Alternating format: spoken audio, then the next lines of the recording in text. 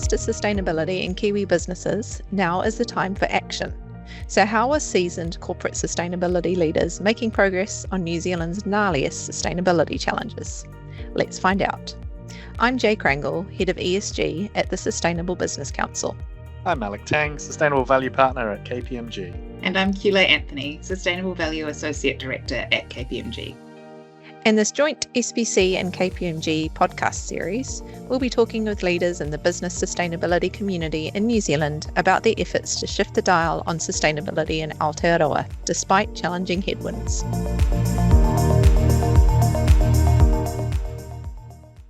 Kia ora koutou katoa, no mai haere mai. Welcome to the latest episode of our Spotlight on Sustainability Superstars podcast series. My name is Rebecca Lowe, and it's my great pleasure to be filling in for Jay this week, who is off enjoying a well-deserved break in the sunshine. I am delighted to introduce today's guest, Emily Davies, who is Head of Corporate Affairs and Sustainability for Tower Insurance. Welcome, Emily. Thank you so much. It's lovely to be here. We are thrilled to have you. Head of Corporate Affairs and Sustainability for one of our major insurers feels like a pretty big job. How would you describe what you do to a 5-year-old? Funnily enough, I actually have 2 6-year-olds. So I have recently done this actually. And they're learning te reo at school, which is fantastic. And they're really into it. So we try and use that as much as possible. So I've had a go at translating my job into te reo, and I'll have a go at it today for you. So what I tell them is that I'm a kaiarahi whakawhitiwhiti kōrero tokomahi. And that loosely translates into a facilitator of conversations. So I get people at work to talk about the problems happening in the environment, coming up with ideas on how to help them, and then help them to make those ideas happen. I love it. That's so cool. And it's so apt and appropriate for our kōrero. And I heard kōrero and I was like, oh, where does kōrero come in? So love it. That's amazing, Emily. Thank you so much. And I guess following up from that, as we think about sustainability, what is your wicked sustainability challenge that you're dealing with, either at a business or a national level? I think it's really about maintaining trust. And for us, it's around managing risk, which is our core role as an insurance company. We manage natural hazard risk for our business and also by default for New Zealand. So we need to do that while also ensuring that insurance remains accessible and affordable for the long term. And as we know, anyone who's done their climate change scenarios, that's going to become more and more challenging as the impacts of climate change, really start to realize in the later parts of the century. But it's about maintaining trust through doing that. And we do risk-based pricing down to the individual address level. So what that means is that we set a price for the risk for your individual home, and we've invested a lot into modelling, and we've invested a lot into making that information accessible for customers as well.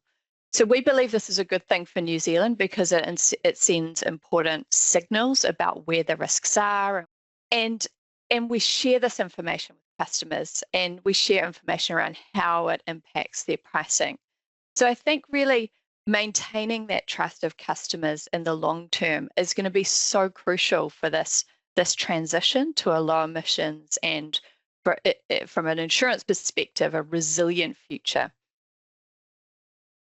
Can I just want to follow up, Emily, because it kind of bridges the first 2 questions about kōrero and the customers. So obviously, it's a really important conversation that you're having with the public. How is that going? How are you seeing things kind of evolve in terms of the person on the streets understanding of this topic and the importance of that? It's so interesting. It's a really complex topic, right? Anyone who's worked in sustainability and climate change science for a while now knows how difficult it is and how easy it is for people just to switch off when they hear stats. And even some of those more technical terms like net zero and CO2 emissions, and it leaves people a bit cold, right? So actually relating that risk to their home and where they live and what they can do, I think is just so important. People tell us that they do think it's fair that people should pay for the risks that their homes have. And I think that because most of New Zealand is actually low risk, when we launched risk-based pricing for flooding, something like 90% of New Zealand is at low risk for flood. So that's important to remember. We forget that sometimes when we're talking about this issue. So most people get a discount, and that's another really important part of communicating with customers and building that trust, is actually saying, well, yes, it will be more expensive if you're high risk, but it will be a bit cheaper if you're low risk as well. So backing up that communication with some tangible action that they can understand. We also talk to a lot of stakeholders. So when we launched our approach, we sent letters, gosh, to everyone. I'm sure that some of you got letters as well. Wonderful. Yeah. So the ongoing development of transparency and what you've described is quite a complex space and complex issues, but also quite a visible space, right, that you're working in, where people are seeing the effects of the extreme weather events that we're having. So it feels tangible in lots of ways for individuals. So when you look at some of those challenges you've been dealing with, what would you say has been your biggest lesson, or some of the biggest lessons that you've had from tackling those challenges? I think that radical transparency and almost over communicating. I think for those of us who've worked in communications, there's this often cited fact that you need to communicate with someone 7 times in 7 different ways before they get it. And I think these days it might even be double that or more, because our attention spans are so fragmented. We get information in about 3-second chunks on social media, and so you need to keep promoting that message and keep putting that information out there, and putting it out at the relevant time for people as well. It's no good giving them information 7 months before their renewal date. Give it to them 6 weeks before, so that it's front of mind. And communication is key, and being transparent about what you're doing is key. We're about to launch the next iteration of risk-based pricing, and that's coming in the next few months, where we're adding sea surge and landslide risks to our model. We've been talking about it for 2 years, so hopefully it won't be a surprise to anyone, but we will absolutely be reaching out to stakeholders and customers and adding those pictorial elements to our communications, giving it to people in lots of different ways, so that we can hopefully get the message across in a way that they can understand. Brilliant. Thanks, Emily. And I just to note, like, I think that recognizing how different people absorb information differently is so crucial, so critical, right? And often we forget, and going back to one of your early responses, those of us who work in this industry, kind of a lot of terms that are familiar to us that are completely alien to a person on the streets. I think those are fantastic insights. Question in terms of and having we're in an incredible period of change. Things are evolving, moving. How have you seen the industry and how we address sustainability and climate and these broader issues? How have you seen that evolve over time? Yeah, I guess I've been around a little while now. When I first started meeting sustainability people, it would have been about 25 years ago, I guess. And they were environmental management type people, people who had very scientific backgrounds and very practical sort of backgrounds. And I think what I've noticed is a shift in the last 10 years or so, to sort of democratize the job in a sense. When I meet with sustainability people now, I notice that they've got many different backgrounds. You know, I came into it from communications. People come into it through HR, risk, finance now, and it sort of reflects where it sits within different parts of the business. I think it also reflects the fact that a lot of that knowledge was sort of held by a few technical experts in the past. And now businesses, perhaps out of necessity, are recognizing that actually everyone needs to have that knowledge. I firmly believe that every role needs to be a sustainability role. But what I'm also seeing, and through our relationship with Waikato Uni, who have a Bachelor of Climate Change Studies degree, which I understand was a world first, and I'm sure that other universities are starting that now, is we're going to have this cohort of students who come out with some really great skills that are going to help New Zealand, move towards that target of net zero emissions by 2050.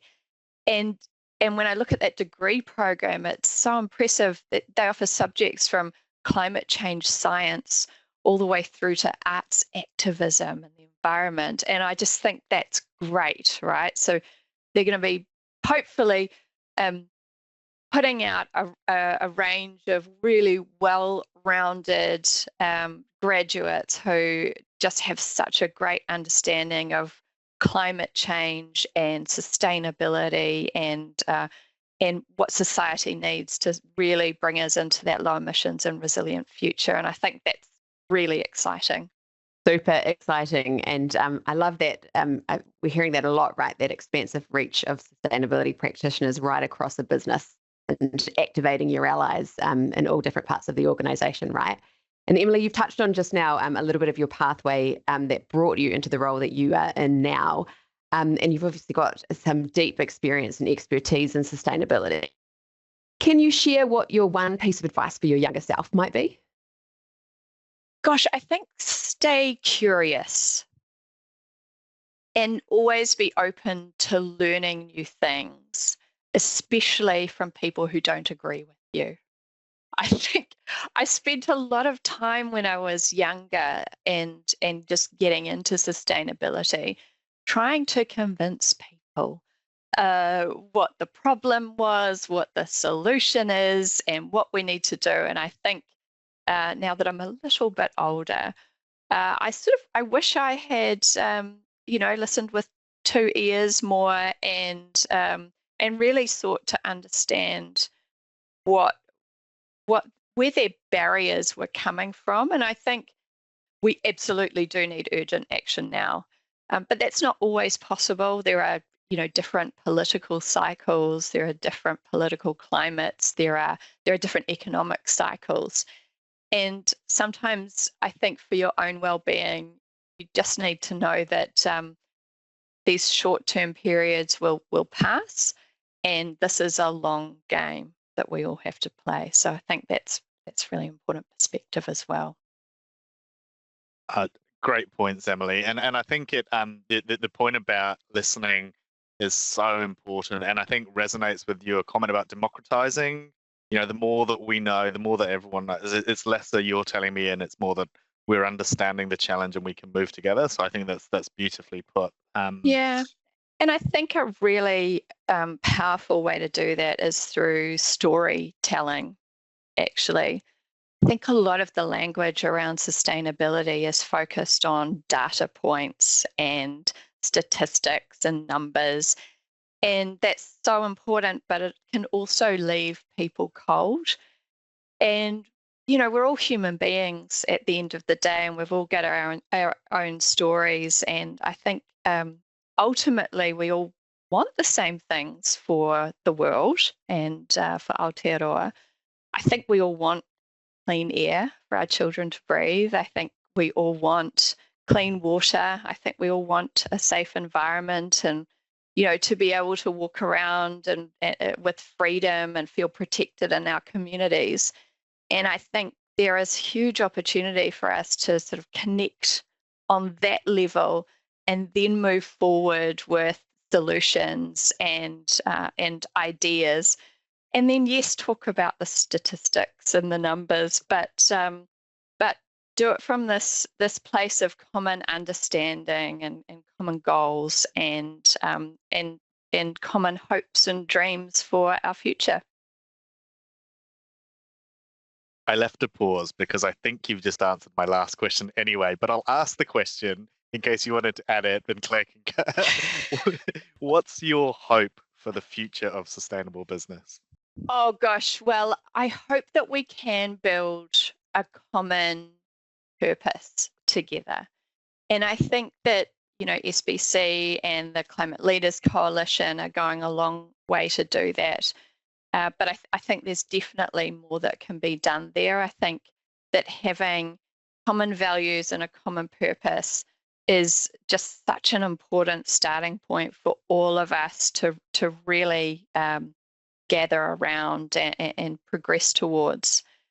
In the more medium term or shorter term, I hope we can focus on the doing. I think a lot of us in the financial services sector and perhaps with other listed companies have spent quite a lot of the last couple of years getting up to speed with, new regulatory requirements and a reporting regime. And now we're just getting into the transition planning aspects of that.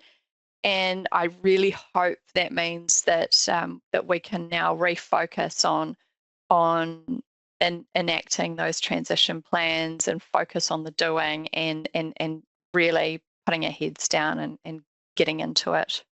I love that. What a perfect message to sum things up. Just Emily, thank you so much for your time today. Such powerful and valuable insights that I know will just be really well received by our listeners. So we're very grateful for your time and grateful for you to share them with us. Thank you. Oh, thank you.